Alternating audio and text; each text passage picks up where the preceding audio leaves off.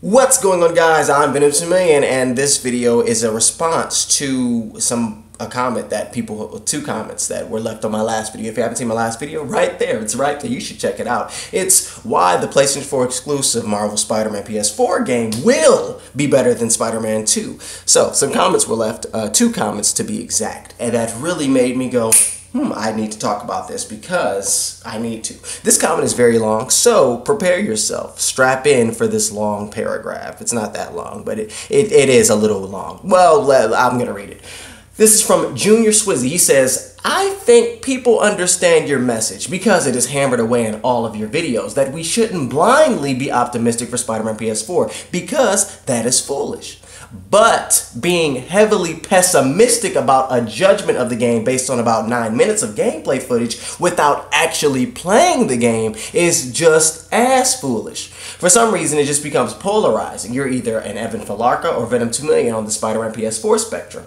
I fall somewhere in the middle that is a little less extreme of a view. It's good for the fans to lay out their complaints and fears for the game due to the past showings of previous games that have left the fan base generally wanting more, since some of the staples like Spider-Man PS1, Spider-Man 2, and Ultimate, etc. have laid a good foundation.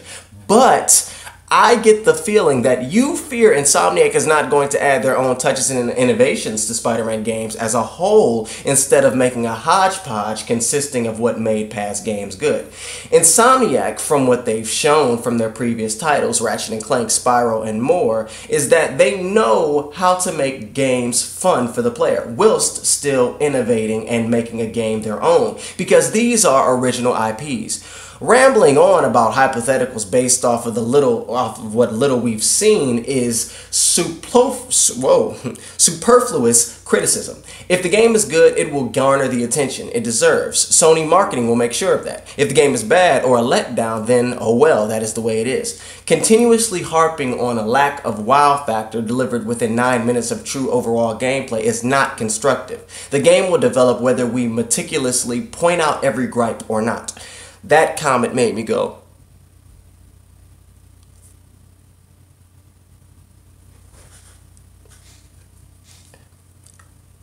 maybe you wrote that on the wrong video. But then it is valid. It is valid. Then I got another comment left by Swag Ranger. He says, okay, you started sort of bashing it, then now praising it. What the change mood? He's basically saying, why are you flipping and flopping? You were bashing the game at first, now you're praising it. Again, have you been watching my videos? I don't know. Did you watch? Are you saying that because of the title, it will be better? I mean, I say in the video that it will be better than Spider-Man 2, but to me that Spider-Man 2 isn't the best Spider-Man game, so it's like, okay. The point of this video, this is why all fans, why everyone should be critical toward not just Spider-Man PS4. That's in the title of this video, but this is something that is much more broader than Spider-Man PS4. People should be critical of games because of, honestly, of anything that we purchase, because we're purchasing it. You shouldn't come off as, you shouldn't be the consumer that's easy to please. That's how we got to the situation that we're in now and I'm going to bring this just back to gaming because that pertains to what I'm talking about. But that is how we got into the predicament that we are in within the gaming community, within the gaming industry, when we have downloadable content, we have season passes, we have chunks of games being cut off and sold separately because people said, oh, okay, yeah, okay, sure, The comment left by the first person, let me read your name again. The comment left by Junior Swizzy is he's basically let me know that I haven't articulated my point. And I am going to bluntly say it now. Hopefully this will stop the confusion. So the reason why I didn't praise Spider-Man PS4 was because there was nothing to praise.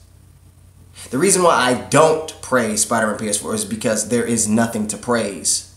It looks like a Spider-Man game. That is great. That is great. It looks like everybody, you ask anyone, regardless of if they agree with my mindset or whatever, they'll tell you it looks like a Spider-Man game. They will tell you that. We've had a number of Spider-Man games, and this looks like a Spider-Man game. And that's not a bad thing or a good thing. People are going to now begin to interpret and hear what they want to hear instead of actually listening to what I'm saying, but I'm going to articulate it. It looks like a Spider-Man game. You want me to go, yay, Insomniac made a Spider-Man game that looked like a Spider-Man game. We saw 8 minutes of gameplay, and guess what? It looked like a Spider-Man game. Great, woo. I'm not excited because I played a Spider-Man game. All right? The point of my criticism and the point of me being so harsh is because I, as the consumer, should be. I should not be easily swayed into buying things. We should not be easily swayed into buying things. Imagine the quality of products, of games. Let's just bring it back. Let me not scale into this broader sense because we could talk about a whole bunch of stuff, but let's scale it back to games. Imagine the quality of games if the average gamer was not easy to please. Look at what just happened with Crackdown 3 for Xbox, for the Xbox One. That game got delayed. It got delayed a month after the release date was announced because people crapped on it. Said, yo, this looks bad. No. Look at, let's keep it with Xbox. When they first announced the ugly system, when they first announced the stupid system, people said, no, I'm not buying that. And what did? They changed.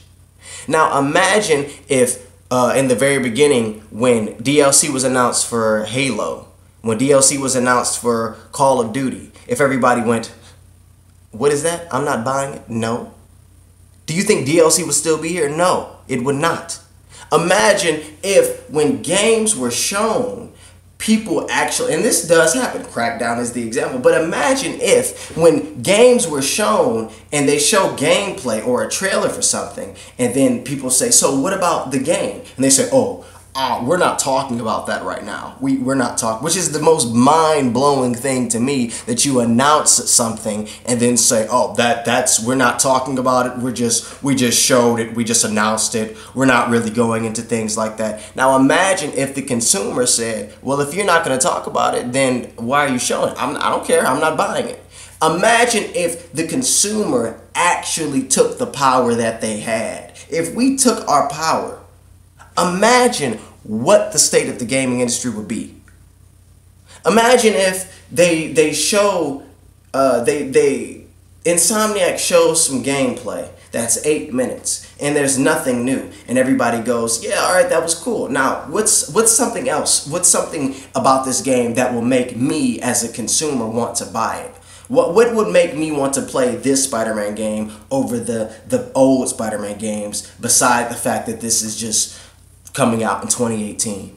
Imagine if everybody did that. Imagine the information that we would have about the game right now.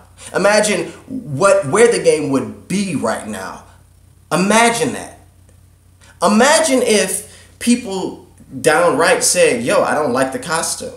If there was a hashtag, like the hashtag Spider-Man PS4, if the hashtag was not my Spidey or wrong suit, something like that, and it was trending and people raved about that. And this is just an example. I don't have a problem with the suit, but imagine if people did that.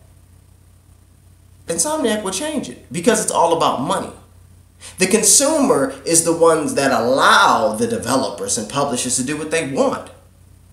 We sit here and have this dialogue, right? I make a video talking about the things that I notice about the game, and they're not positive, or they're not as positive as others. And I don't harp on this positive aspect of the game because why should I?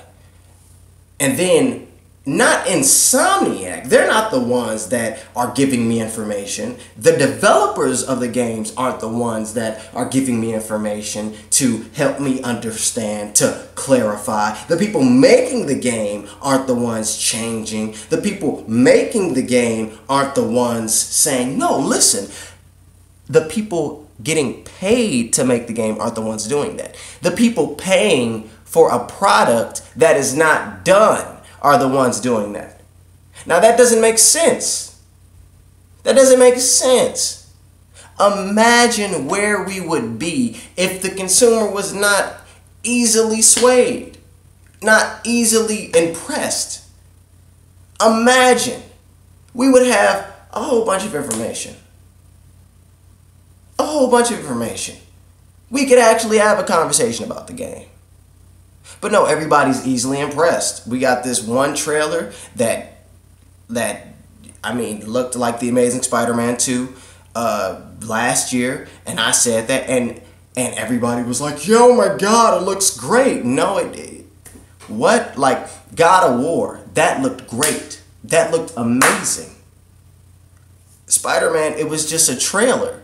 And then we got gameplay for Spider-Man, and it looks like they're heavily influenced from The Amazing Spider-Man. And it's not even, people don't even say, no it doesn't. People don't say that. People then go on to, well, I mean, look, but they've got eyes that move. Spider-Man's eyes move, and he has gadgets. And it's like you're damage controlling, but that's not your job. We're the consumer. You are damage controlling for a product that you have to pay for. If we all came together, and weren't spineless, and actually stopped lying to ourselves and said, yo, it looks like a Spider-Man game. It does. So what's new? And it's not, and the thing is, people think I'm bashing the game. I've never said the game sucks. I said I had problems with certain aspects that we had been shown. People had a problem, that I had a problem with what was shown, and then would tell me that it's too early for me to have a problem with it. But then they rant and rave about how amazing it looks, when it should be too early for them to rant and rave about how amazing it looks. But, you know, it just, to me, the thought process, people think that I'm bashing the game when I'm not pointing out the positive aspects of it. It's mind-numbing to me. It doesn't make sense because of the fact that at the end of the day, we have to pay for the game. You want to defend it? You want to put your trust in a developer that is making a product when, in all honesty, the developer should be actually asking us what we want? For me, it does not make sense. And then there's the thought process that I'm hating on the game, when in reality, I'm doing what everybody should be doing. People should be critical about this game. People should not be happy and excited when they're not shown anything, when they're not given anything. We don't know anything about the game, really. And people are okay with that. And they'll just defend and make things up. On Twitter, people are using the point of the game having birds in it as something new. Does that even make sense? That doesn't even make sense. You're talking about a Spider-Man game, and you're saying that a point that makes this game worth buying, that makes this game different from the previous Spider-Man games, is the fact that there are birds within the city. Like, that doesn't make sense.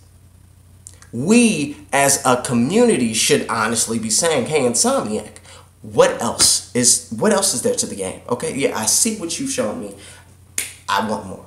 What else is there? And then if they say, oh, we're not really talking about that right now, then, well, goodbye. That's how it should be.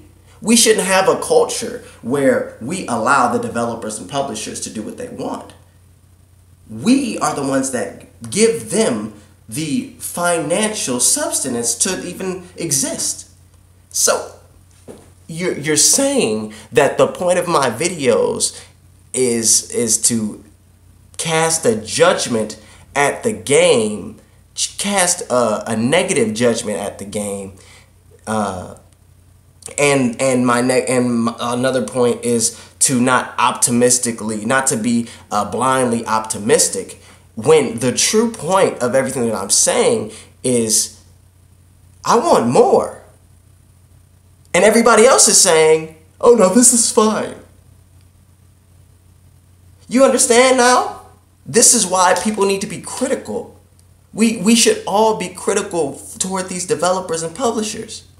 We shouldn't be, oh, that's okay. Oh, that's great. Freaking saying that, oh, why don't you make a game then? It's like, you're paying for the game. Why isn't it at a certain quality? Why don't you know about what you are paying for? If it's too early, then don't announce it. That should be the culture. But we have allowed this machine to grow and go out of control. And that's the point of everything that I talk about on my channel. That's the point of everything that I say in regards to this game that isn't positive. That's the point. I want more. And we should all want more. But instead, people damage control and attack me for wanting more. And defend $1 million company like they're getting paid, but they're not. And that doesn't make sense. I hope that I've shed some light on my point. And for you to say that I'm flip-flopping, I said the game will be better than Spider-Man 2. I've never said the game would not be better than Spider-Man 2. I never said the game would be. I don't understand. I don't understand. But people just expect, they think of what I'm saying as bashing instead of I want more. When everybody honestly wants more, but just people don't say that because they settle. Let me know what you guys think about everything that I said in this conversation below. As always, thank you guys for watching. It's me and telling you to hit the like button if you like the video, subscribe if you are new, and have a good one. Peace. I'll be in the comment section down there to read your comments because I'm sure they're going to be great. Peace. Have a good one.